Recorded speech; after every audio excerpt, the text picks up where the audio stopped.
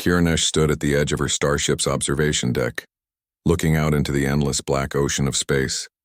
Her silver eyes glowed faintly in the dim light of the cockpit. She was calm, silent, and focused. For years, she had been the most feared assassin in the Orion sector. There was no target she could not eliminate, no mission she had ever failed. Assassination was not just her work. It was her pride. The Virilans, her people, believed in perfection. Failure was not forgiven. For Kiranesh, failure had never been an option. Her name alone sent fear through criminal syndicates, corrupt politicians, and even military commanders. Every strike she made was silent, precise, and final. But today was different. Her latest mission was strange. The Galactic Council had marked a target from a world so primitive that most galactic maps barely bothered to record it. Earth. The target's name was Captain Elias Ward, a human military officer. Reports said he had stopped a major smuggling operation that had been secretly moving alien weapons into pirate hands. Somehow this man had done what even the Council's own forces had failed to do, and now they wanted him gone. Kiranesh checked her weapon, a sleek plasma rifle, long and deadly. It was the same weapon that had ended hundreds of lives across dozens of worlds. She never missed. Not once. Her ship descended through Earth's atmosphere under a cloak of invisibility. The planet was loud and bright compared to the silent stars. She disliked planets like this with their noisy cities and flashing lights. Her scanners quickly found the human.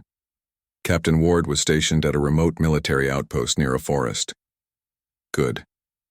Fewer witnesses. Night had fallen when Kiranesh reached the edge of the forest. She moved like a shadow, silent and invisible to human eyes. She climbed a ridge overlooking the outpost, set up her rifle, and looked through the scope. There he was, Elias Ward. He was taller than she expected, his uniform dusty, his posture strong but tired. He was talking with two other soldiers before heading toward the barracks. Kiranesh adjusted her aim, her breathing slow and perfect. She could feel her heart beating in rhythm with the rifle, and then she fired. The plasma bolt cut through the night air, but Elias moved. Kiranesh froze. The shot missed. It was not possible. She had never missed. The human had dropped down at the exact second the shot was fired, rolling behind cover before she could fire again. She tried to steady herself, adjusting her scope. But Elias was gone. For a moment, she felt something she had not felt in years. Surprise. Kiranesh quickly retreated from her position. A failed shot was dangerous. Humans might be primitive, but they were not stupid. They would search for her, and she could not allow herself to be found.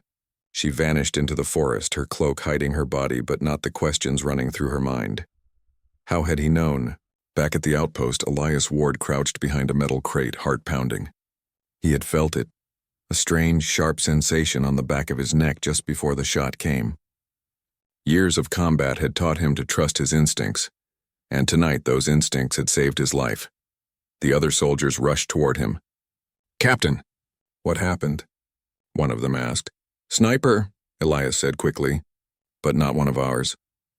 He had seen the bolt hit the ground where he had been standing. It was not a normal bullet. It was something else, something far more advanced. "From where?" the soldier asked, scanning the tree line nervously. Elias stood slowly looking at the forest. His mind was racing. Whoever it was, they were skilled, and they were still out there. "I don't know," Elias said, his voice calm but sharp. "But I'm going to find out." That night, Elias couldn't sleep. He kept replaying the moment in his mind. Whoever had fired that shot had been professional. No noise, no trace, just a clean shot meant to kill. That was no ordinary assassin, and something told him they would try again. Kiranesh sat in her ship, staring at her hands. They were steady, but her mind was not. She had missed. The council would not forgive failure, but she still had time. She could strike again before the human even understood what had happened. But deep inside, a small voice whispered a strange thought. Why did he move? Kiranesh had hunted hundreds of targets, but none had ever reacted like that. This human had moved as though he could sense her. For the first time in her long career, Kiranesh felt something new. Curiosity. She would not just kill this human, she would understand him. And then, when she was sure, she would finish the job. The forest was quiet, but Elias Ward could feel something watching him. He stood at the edge of the outpost with his rifle slung across his shoulder, his sharp eyes scanning the trees. He had been a soldier for years, but this was different. The attack last night wasn't random. Whoever had taken the shot was skilled, patient, and dangerous. The shot wasn't just meant to scare him. It was meant to kill. Elias had faced ambushes before. He had been hunted by pirates, mercenaries, and soldiers, but this felt different. It felt personal. He checked the ground near the ridge where the shot had come from. No footprints. No broken branches. Whoever was out there knew how to move without leaving a trace. That meant two things. They were a professional and they were still nearby. That night, Elias made a choice. He would not wait to be hunted again. He would become the hunter. Kirnesh was already moving through the forest, searching for a better position. The first shot had failed, but the second would not. She studied her scanners, tracking every movement near the outpost. Humans were easy prey. Loud, careless, predictable. Except for this one. Captain Ward was not sleeping. Instead, he was patrolling, his steps slow and deliberate, his eyes sweeping the darkness like he could see her. It was unnerving. Kirnesh took position again, her plasma rifle ready. She waited. Minutes passed. Then hours, and still the human did not expose himself. Kirnesh narrowed her eyes. This was not how hunts usually went. Targets usually panicked. They hid, they ran, they made mistakes. But Elias Ward was doing none of these things. He was searching for her. Elias moved carefully through the forest. He could almost feel where the sniper had been. The ridge, the broken patch of moss, the faint scorch mark from the plasma bolt. Whoever this was, they had technology far beyond human weapons. That meant they were not from Earth. That thought should have scared him. But instead it sharpened his focus. He crouched low and began setting traps. Tripwires made from fishing line. Reflective surfaces to catch light and sound traps to alert him if someone passed by. They were primitive tricks, but they might buy him time when he needed it most. When Elias finished, he didn't return to the outpost. Instead, he stayed in the forest. If his attacker came again, he wanted to be here to meet them. The next night, Kirnesh struck again. She moved silently toward the outpost, scanning for her target. But the forest was different. Strange, almost invisible lines hung between trees. Small pieces of metal glinted faintly in the moonlight. Traps. She clicked her mandibles softly in frustration. The human had laid traps for her. Kirnesh avoided them easily, but her respect for her target grew. Most prey simply waited for death. This one fought back, and then it happened. As she moved through the trees, a branch snapped under her foot. A simple sound, but in the silence of the night it echoed loudly. From the shadows, a burst of gunfire ripped through the air. Bullets tore into the tree near her, forcing her to roll and take cover. The human was here, and he was firing back. Elias advanced carefully, his rifle ready. He had seen the shadow move, heard the branch break. Whoever was out there was fast, much faster than a human. He fired a few more shots into the darkness, forcing the attacker to stay low. He didn't expect to hit them, but he wanted them to know he was ready. "Come on," he whispered under his breath. "Show yourself." For a moment there was silence. Then a bolt of blue plasma tore through the night, striking the ground near his feet. Elias dove behind a fallen log, heart pounding. This was no ordinary sniper. This was a professional killer. But now he knew one thing for certain. They could miss, and that meant they could be beaten. Kirnesh moved quickly, leaping from tree to tree, trying to find a better angle. The human had forced her to break cover. That had never happened before. She aimed her rifle again, but the human was already gone, moving through the shadows as if he had vanished. Her mandibles twitched in irritation. This was no longer a simple mission. It was becoming a duel. For the next 2 nights, the forest became a silent battlefield. Elias set more traps, using his knowledge of terrain and human ingenuity to outsmart his invisible hunter. He learned her patterns, where she liked to strike from, how long she waited before moving, even the faint sound her weapon made when she charged it. Kirnesh, meanwhile, studied him. The human adapted quickly, changing his patrol routes, using tricks to confuse her scanners, and leaving decoys to waste her shots. She began to feel something she had never felt before: excitement. This human was different. He was clever. He was worthy. On the 4th night, Elias made his move. He deliberately left himself visible near the edge of the forest as though he were tired, careless, and unguarded. Kirnesh took the bait. She moved into position, her rifle ready. This time she would not miss. But as she aimed, something felt wrong. The air smelled faintly of smoke. The ground beneath her shifted, a trap. Before she could move, a net of wire sprang up from the ground, pulling her weapon aside. In that split second, Elias stepped out from cover, rifle raised. Kirnesh froze, her silver eyes narrowing as the human aimed at her chest. For the first time in her life, she was caught. Elias held his fire. His finger hovered over the trigger, but something stopped him. The creature in front of him was no mindless killer.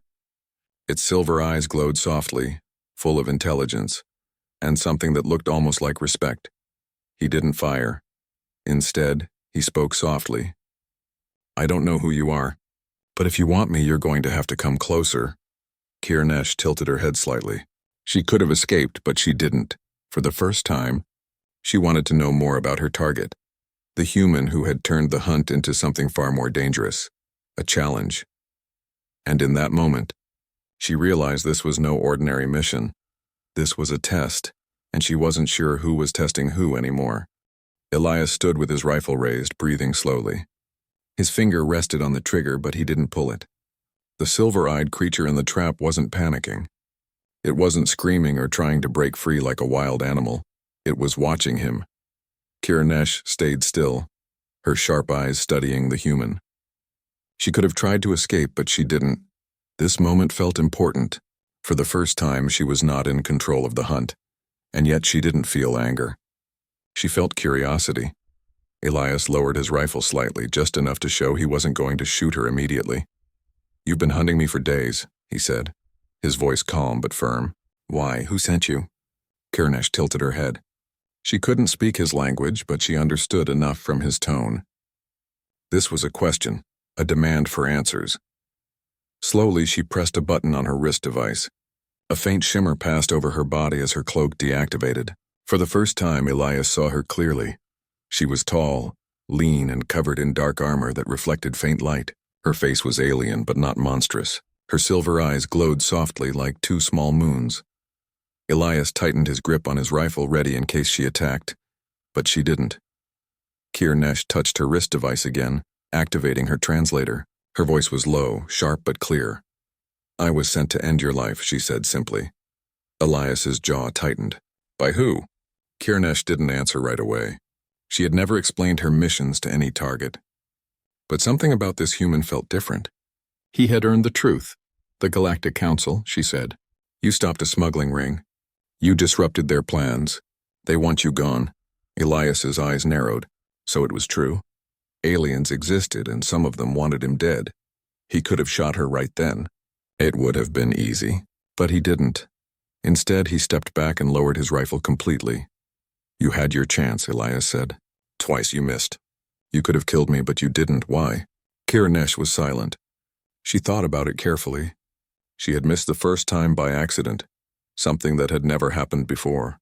But the second time, when she had a clear shot, she hesitated. "Because you fought back," she admitted finally.